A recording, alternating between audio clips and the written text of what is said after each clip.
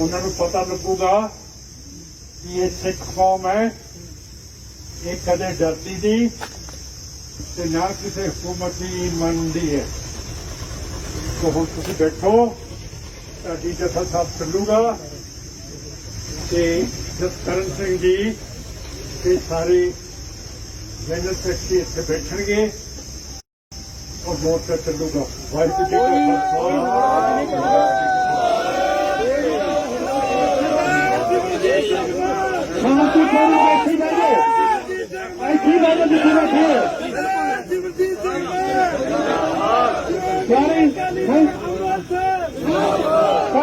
इत्थे बहिए पिछे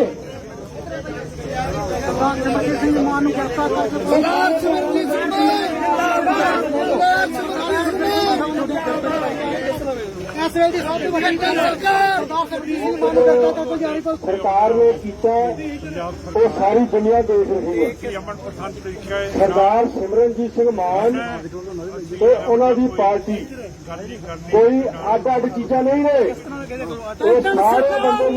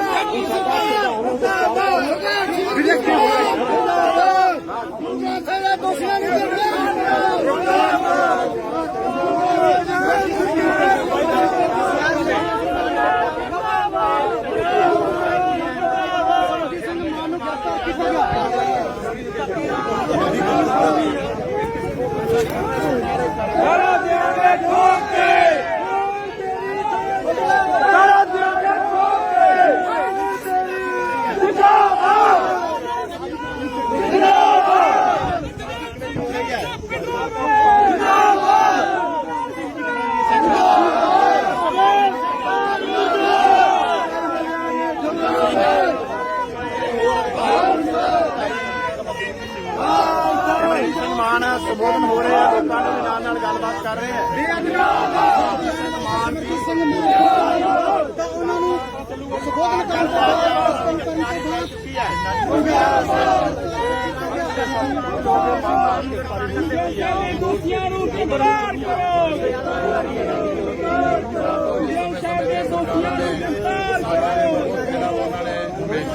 सिमरनजीत सिंह मान नूं गिरफ्तार किया है।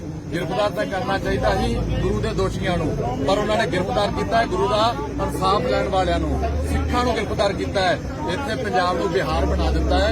इस करके अज सरदार सिमरनजीत सिंह मान जी ने गिरफ्तारी करके स्पष्ट कर दिता है कि यह सिखां दी दोखी सरकार है। सानू अज भी 2 महीने दे विच इंसाफ की आस है। ये अपना जो सिक्खी वाला चेहरा बचाना चाहता है कैप्टन अमरिंदर सिंह तो बिल्कुल बचा सकता है, नहीं तो जे फकरे कौम तो दोषी बादल बन गया है तो ये भी सिखां तो एक दोषी बन जाएगा। अपना सिक्खी चेहरा बचाने की अज जरूरत है, तां करके सरदार सिमरनजीत सिंह मान ने अज मुकाम आरंभ कर दिता जिहदा निरंतर चलू। बिल्कुल बिल्कुल सारी पार्टी मेरी मोर्चा चलाऊगी सरदार सिमरनजीत सिंह मान की अगवाई दे विच।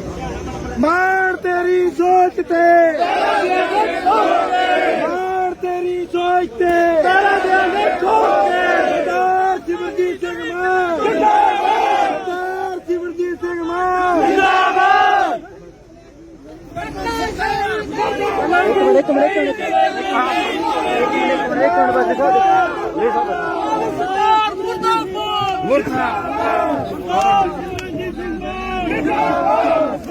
तेरी सोच ते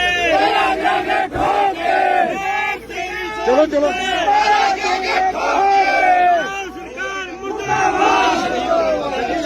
सरकार मुर्दाबाद।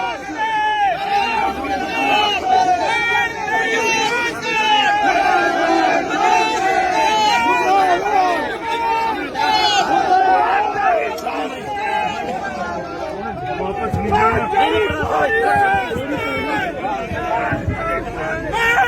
खिचला खिचला देखिए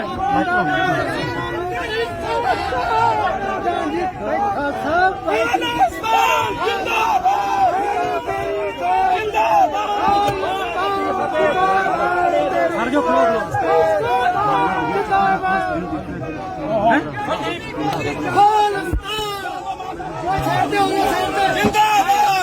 और ना करो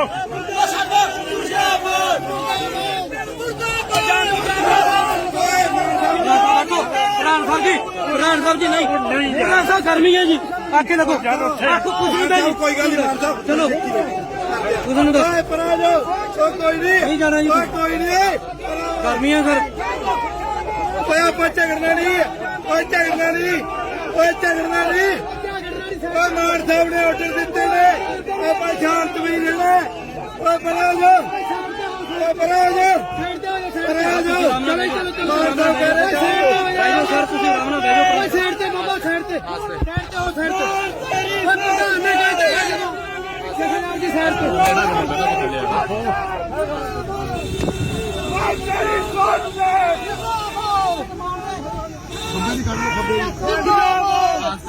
ਹੌਲੀ ਹੌਲੀ ਥੱਲੇ ਨਾ ਜੇ ਕੋਈ ਥੱਲੇ ਨਾ